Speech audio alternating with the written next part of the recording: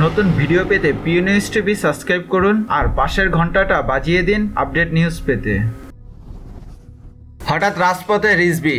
দীর্ঘ সময় রাজধানীর নয়াপল্টনে কেন্দ্রীয় কার্যালয়ে অবস্থান করেছে বিএনপির আলোচিত নেতা রুহুল কবির রিজভী, আর সেখান থেকে পুলিশের চোখ ফাঁকি দিয়ে মাঝে মাঝেই ঢাকার কোনো একটি পয়েন্টে ঝটিকা মিছিল বের করেন তিনি। তবে বিএনপির এই সিনিয়র যুগ্ম মহাসচিবের আলোচনায় আসেন রাজধানীর বিভিন্ন স্থানে কাক ডাকা ভরে ঝটিকা মিছিল বের করে। তবে এবার হঠাৎ করেই তিনি শুক্রবার বেলা 11টায় রাজধানীর ঢাকায় দৈনিক বাংলার মোড়ে বিক্ষোভ মিছিল করেন। মিছিলটি দৈনিক বাংলা মোড় থেকে শুরু হয়ে ফকিরাপুলে গিয়ে শেষ হয়। দলের চেয়ারপারসন ও সাবেক প্রধানমন্ত্রী বেগম খালেদা জিয়ার মুক্তি এবং একাদশ জাতীয় সংসদ নির্বাচন বাতিলের দাবিতে বেশ কিছু নেতাকর্মীদের নিয়ে বিক্ষোভ মিছিল করেন রিজভী। রুহুল কবির রিজভীর নেতৃত্বে এই মিছিলে অংশ নেয় ছাত্রদল, যুবদল ও স্বেচ্ছাসেবক দলের গুটি কয়েকজন নেতাকর্মী। এ সময় মিছিল থেকে সরকার বিরোধী বিভিন্ন স্লোগানও দেওয়া হয়। এক বছরেও বেশি সময় ধরে নয়াপল্টনের দলীয় কার্যালয়ে অবস্থান করছেন বিএনপির নেতা রিজভী। তিনি কার্যালয়ের বারান্দা থেকে বিএনপি চেয়ারপারসনের মুক্তির দাবিতে বিভিন্ন কর্মসূচিতে স্লোগান দিয়েছেন। বেশ কয়েক মাস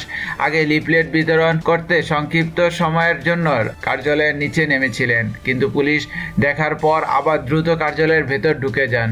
এরপর দলীয় কার্যালয়ের পাশে 2 দিন ঝটিকা মিছিল করার পর নগরীর কল্যাণপুর, গুলশান ও ধানমন্ডি এলাকার পরপর 3 দিন মিছিল করেন রিজভী। এরপর দলীয় কার্যালয়ের আশপাশ ছাড়িয়ে হঠাৎ শ্যামলীর প্রধান সড়কে কালো পতাকা হাতে ঝটিকা মিছিল বের করেন রিজভী। তবে এবার তার মিছিলে পুলিশের নজর পড়ে যায়। অবস্থার বেগতি দেখে দ্রুত সেখান থেকে ছটকে পড়েন রিজভী। গ্রেপ্তার হওয়ার আশঙ্কায় সচরাচর কার্যালয়ে ছাড়েন না বিএনপির এই সিনিয়র নেতা। সূর্য ওঠার আগে ও 7 সকালে কার্যালয় থেকে বেরিয়ে মিছিল করলেও রাজপথে তার অবস্থান করা বেশিক্ষণ স্থায়ী হয়নি। ভিডিওটি ভালো লাগলে লাইক, কমেন্টস এবং শেয়ার করুন। আর এইরকম আরো আপডেট ভিডিও পেতে আমাদের পিউ নিউজ টিভি সাবস্ক্রাইব করুন। পিউ নিউজ টিভির সাথেই থাকুন। ভালো থাকবেন, সুস্থ থাকবেন। আল্লাহ হাফেজ। ধন্যবাদ।